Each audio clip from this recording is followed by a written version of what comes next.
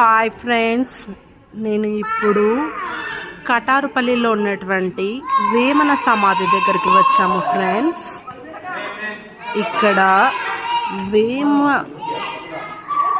వేమన శతకాలు ఉన్నాయి. విశ్వదాభిరామ వినురవేమ చూడండి, ఇవన్నీ వేమన సమాధి దగ్గర ఉన్నటువంటి అన్ని రకాల పద్యాలు. ఇక్కడ చూడటానికి చాలా ప్రశాంతంగా ఉంటుంది ఫ్రెండ్స్.